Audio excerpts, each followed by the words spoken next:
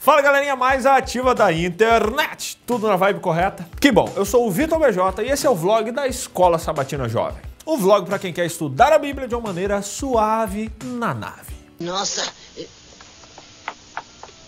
já chegou o disco voador! Então chega de ladainha, produção, roda a vinheta.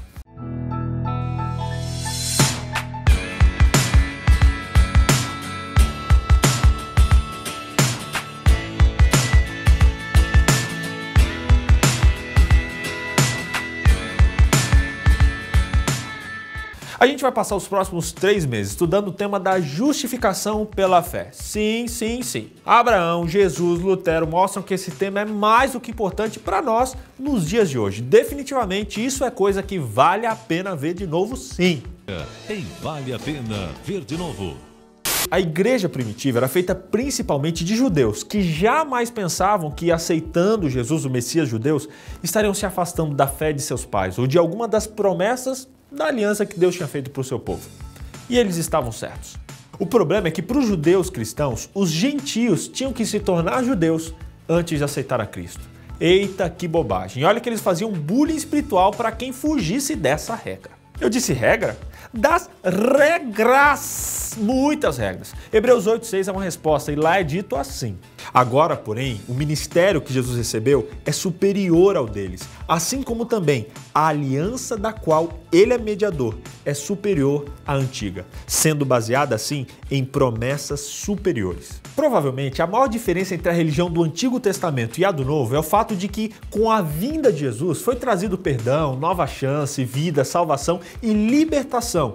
Tudo isso deixando de lado aquele formalismo, aquele negócio que escravizava a religião, principalmente por causa da lei. A lei que eles tinham tornado como pesadas, que tirou a salvação de uma pessoa, que era Jesus Cristo. A salvação é Jesus Cristo e somente pela expiação que ele proveu, os pecados da humanidade poderiam ser perdoados. A obediência à lei moral de Deus faz parte tanto da nova aliança como fez parte da antiga.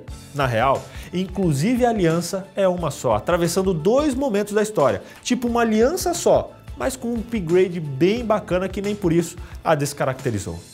Ah, agora eu entendi! Agora eu saquei! Mas teve coisa que caiu sim. O quê?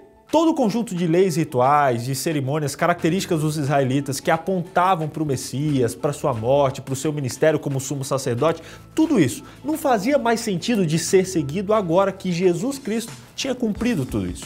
Começou então aí uma nova ordem com base em promessas superiores. Cristo já tinha vindo em carne e osso e cumpriu todos os símbolos que apontavam para a sua vinda. E por isso, um dos principais objetivos de Romanos foi ajudar os judeus e gentios a compreender o que estava envolvido ali nessa transição do judaísmo para o cristianismo. Esse era um novo momento. E quem disse que a transição seria fácil, rápida ou indolor?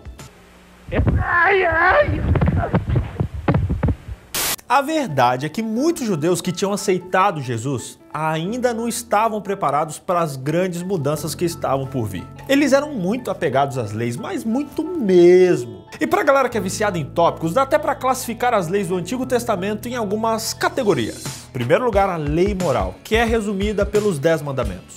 Em segundo lugar, as leis civis, que regulavam a relação do cidadão com as autoridades civis e também com os outros cidadãos. Terceiro, as leis cerimoniais, que regulamentavam ali o ritual do santuário, as ofertas, os dias de festas e todo esse negócio aí. E quarto, as leis de saúde, que eram princípios de higiene e de saúde. Tá pensando o quê? O povo de Deus era limpinho, mesmo quando estava no deserto, gente. O curioso é que essas categorias elas estão interrelacionadas e até uma certa coincidência entre elas. Pois é, tá tudo no mesmo balaio. Mas essas leis só faziam sentido se estivessem dentro do contexto para qual elas foram criadas. O ritual do santuário, por exemplo, ele poderia ser cumprido enquanto houvesse um santuário em funcionamento, óbvio. Já as leis civis, pelo menos em grande parte, não podiam mais ser impostas depois que os judeus estavam sob domínio civil de outra nação. E mais uma pá de leis cerimoniais já não podiam ser observadas depois da própria destruição do templo. Além disso, galera, depois que o Messias veio, muitos dos símbolos chamados de tipos tinham encontrado o seu significado, que a gente chama de antítipos. E agora, eles já não tinham mais validade. Deu para entender? Certamente que sim. Mas olha, nesse contexto, eis que surge uma treta. Em Atos 15 é dito que os judeus estavam tretando com os gentios, porque eles queriam enfiar a circuncisão e as leis cerimoniais goela abaixo. Parece até trote de estudante veterano com os calouros. Que isso, gente? Enquanto os apóstolos estavam ali se unindo com a igreja da Antioquia para ganhar muitas pessoas para Cristo, alguns cristãos judeus da Judéia, da turminha dos fariseus, estavam literalmente zoando o barraco. No meio dessa obsessão judaizante, eles conseguiram reduzir toda a grandeza da experiência espiritual cristã a uma coisinha do tamanho de um prepúcio. Ai, ai, ai. Vê se pode, minha gente. Pois é, o assunto do momento, a razão da divisão foi nada mais, nada menos que isso. Detalhes pequenos ali do corpo humano.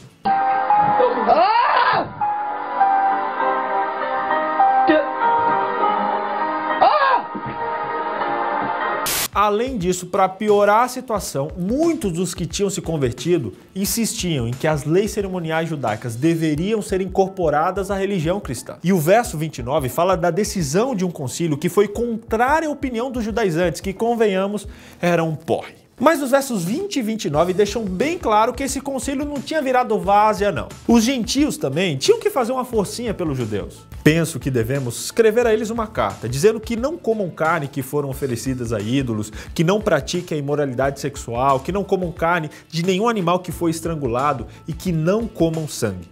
Vocês agirão muito bem se não fizerem essas coisas. Saúde a todos. Embora os cristãos judeus não devessem ali impor as suas regras e tradições sobre os gentios, o concílio queria muito bem certificar de que os judeus também não fariam coisas consideradas ofensivas. Eles concordaram em instruir os gentios via carta, se abster de carnes oferecidas a ídolos, de sexo sem compromisso, de carnes de animais estrangulados e de comer sangue de animais também.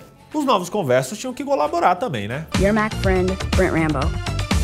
Paulo basicamente escreveu a carta de Romanos para evitar que a situação que ocorreu lá em Gálatas acontecesse novamente. E nessa carta de Romanos ele ampliou a sua argumentação. Ele estava tentando mostrar o verdadeiro lugar e a verdadeira função da lei de Deus. E Paulo não queria que esses fanáticos judaizantes ganhassem apoio em Roma como tinham conquistado lá na Galácia. Agora fica o aviso.